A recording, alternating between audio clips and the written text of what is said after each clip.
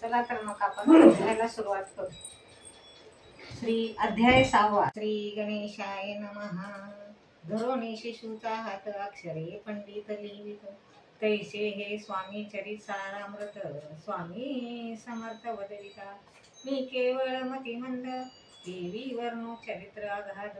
परी माझा हा छंद, वारंवार नमी तसे. कृपाळू होऊनी समर्था, वदवावे आपुल्या चरित्र. श्रवणे श्रोतियाच्या चित्ता, ब्रह्मानंद प्राप्त हो. सुरत रुची घेऊनी सुमने, त्याशी चार पावी कृतीने. झाला ग्रंथ स्वामी कृपेने, त्यांच्याच परी अर्पिते. मागीला ध्येयाच्या अंती, चोळाप्या विनवी स्वामी प्रती. कृपा करुणी मजवरती, बडोद्याशी चलावे. भाषण ऐशी ऐकोनी, समर्थ बोलले हसुनी. म्हणला रावाची आमने, आम्हाविषयी भाव नसे. म्हणून तयाच्या नगरात, आम्हा जाणे नव्हे उचित. अक्कलकोट नगरात, आम्हा राहणे आवडे. ऐशी ऐकून या वाणी, चोळाप्या झाला खिन्न झाला मणी. त्या ते सत्वर येऊनी, तात्या प्रती सांगितली. ऐसा यत्न व्यर्थ गेला, तात्या मनी चिंतावला. आपण आलो ज्या कार्याला, ते न जाय सिद्धीशी. परी पाहावा यत्न करोनी, ऐसा विचार केला म्हणी. मग काय केले त्या तात्याने, अनुष्ठान आरंभिले.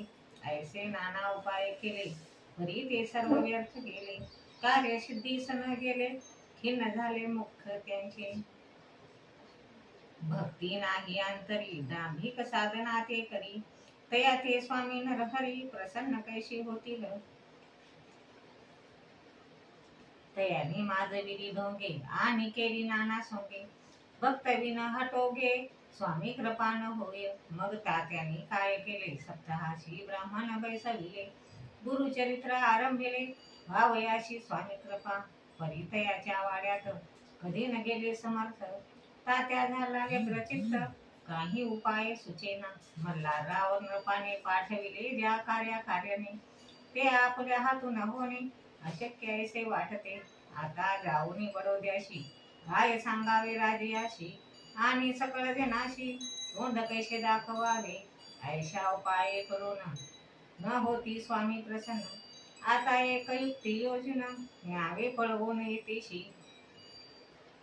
स्वामी केवळ ईश्वर मूर्ती, हे नेने तो मंदमती. म्हणून योजिली कपट युक्ती, परी ते सिद्धीस न जाय.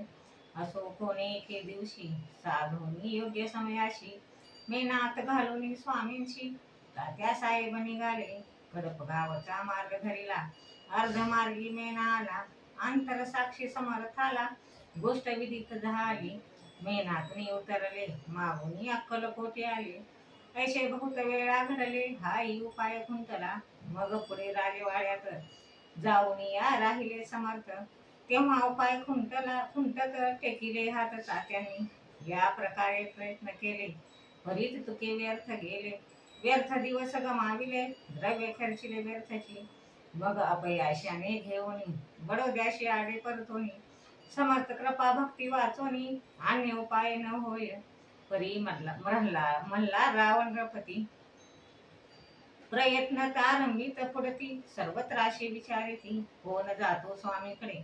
तेव्हा मराठा उमराव, यशवंत तयाचे नाव.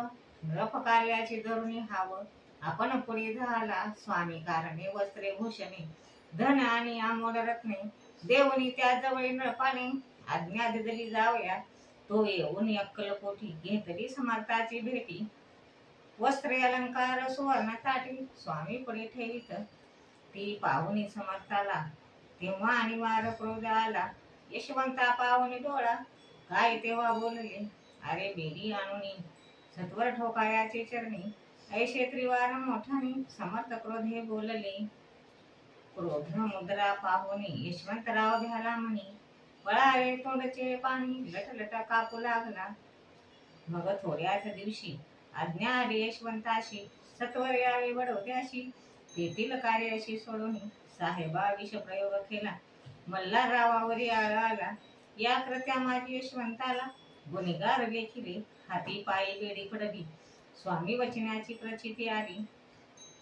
अघटित लीला दाविली, ख्याती झाली सर्वत्र.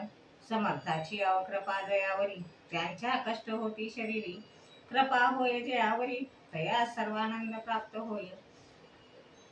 महासमर्था भक्त फालका, अनादि सिद्धा जगनायका, निशिदिनी शंकर सखा, विष्णूची या मणी वशे.